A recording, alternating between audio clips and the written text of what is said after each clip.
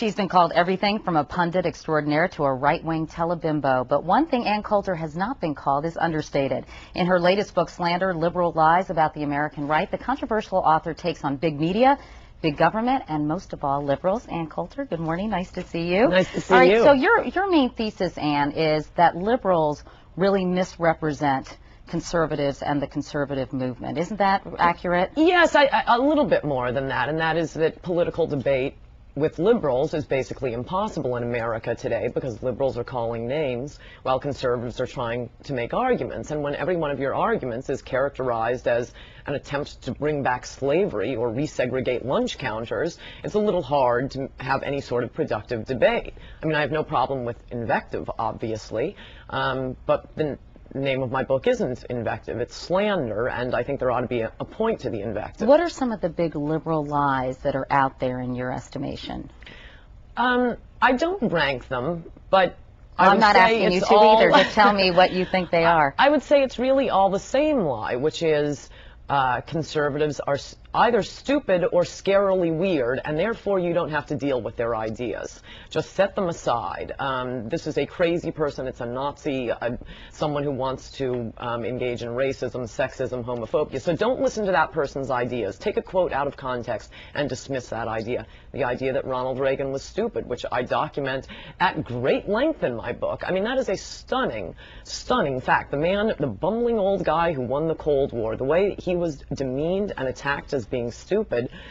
Meanwhile, when he was going into his second term, suddenly there was a spate of special interest articles on senility and senility, growing senility, and how old Ronald Reagan, you got encroaching senility.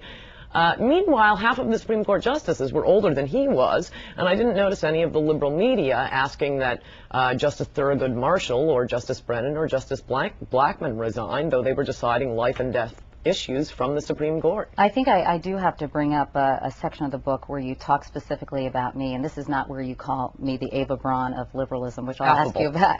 The affable. Oh, thanks. That makes me feel so much better. But you talk about the media bias against Ronald Reagan and use a quote and open from the Today Show where we say, an airhead, Ronald Reagan is an airhead, and we're quoting Edmund Morris. But frankly, in the book, you make it sound as if I was saying that rather than Edmund Morris. And I guess one of your problems is with even using that is that he said he was an apparent airhead, and we failed to say apparent airhead. And during the course of the interview with Edmund Morris, I really conducted an extremely challenging interview with him because he did eviscerate Ronald Reagan in his book. It was a very, very unflattering portrayal. The Reagans were very unhappy with it. Conservatives were very unhappy with it. Afterwards, Edmund Morris was unhappy with the interview, and Nancy Reagan called to thank me for my line of questioning. So I'm just wondering how that jives with your contention that somehow I'm a Ronald Reagan basher. Well, I didn't call you a Ronald Reagan basher, I said. Well, you used me as an example of liberal bias against Ronald Reagan, and I'm just curious why you took it so out of context. Well, I don't think I did. You're taking it out of context. No, no. What I said was, which is true, that the Today Show opened, I believe it was 3 days in a row, with the announcement, Ronald Reagan was an airhead. That's the conclusion of this new book by Edmund Morris. When Edmund Morris came on for that interview with you, he described that as a grossly unfair characterization of his point. And well, we should also point out his entire book was contradicting that. So when the author himself and George Bush, the vice president, was interviewed about this, all say that that was a grossly unfair characterization. Right, but whose characterization was it? It wasn't Edmund Morris. He certainly denies it. Well, actually, he backpedaled considerably. If you had read the book by Edmund Morris, you would have seen that he was extremely critical. No, I didn't like the book, but he didn't call him an airhead. He called him an apparent airhead. He did call him an apparent airhead. I have the quote right here if you'd like me to read it. No, I've read the quote, and it's in my book. He said that young Ken Timmons, I don't think of the blue eyes and enchanting brace, played occasional hooky from the White House speechwriting department to help me build a chronology, and I was about to hire a full-time assistant, yet the magic of Geneva had faded. Judge remained a mystery to me, and worse still, dare I entertain such heresy in the hushed and reverent precincts of his office? An apparent airhead.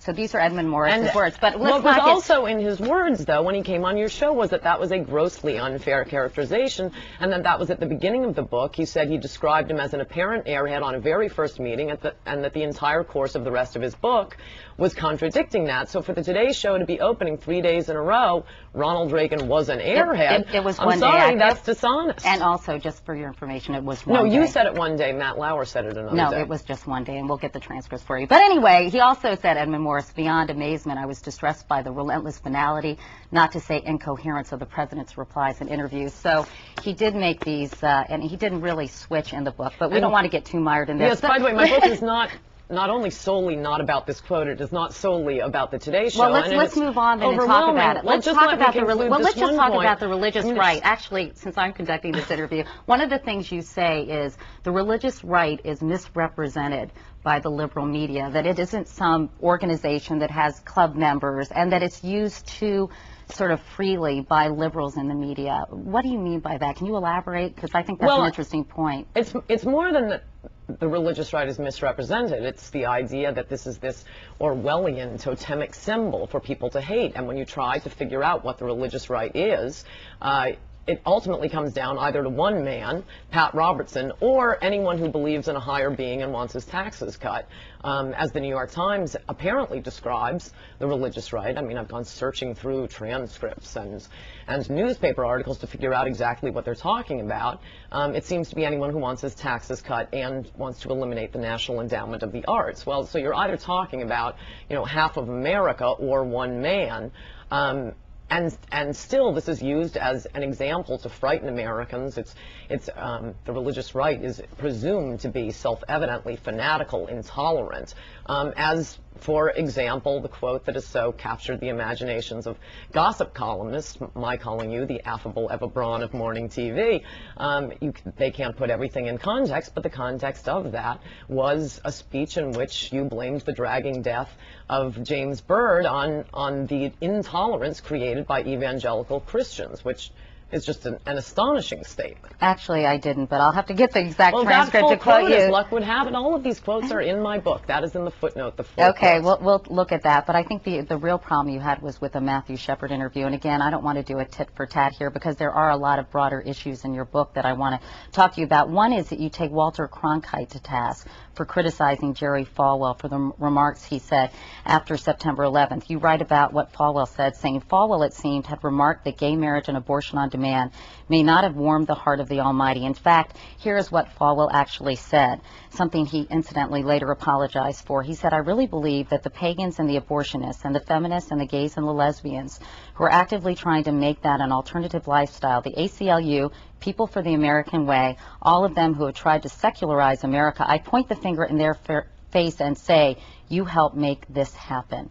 Do you agree with Jerry Falwell, and shouldn't you have focused perhaps some of your attention on those remarks rather than on Walter Cronkite's distaste for what Jerry Falwell said? Not after September 11th. I did find it quite astonishing that after September 11th, liberals seem to be in overdrive watching out for the statements of Christians. I mean, what Jerry Falwell said there, whether you agree with it or not, is really fairly standard Jerry Falwell Christian doctrine. Yes, he's against abortion. He's against homosexuality. But to blame them for the events of September 11th, you didn't find that a little disconcerting? No, what he said was that the Almighty has stopped protecting America because America was no longer asking for God's help. This is straight Christian doctrine, and even if it had been some sort of peculiar sect of Christianity, as opposed to straight Christian doctrine, I think it's a little bit peculiar that everyone was jumping on the statements of a Christian minister after thousands of Americans were slaughtered by Islamic fundamentalists. You were also fired, I guess, because you wrote in the National Review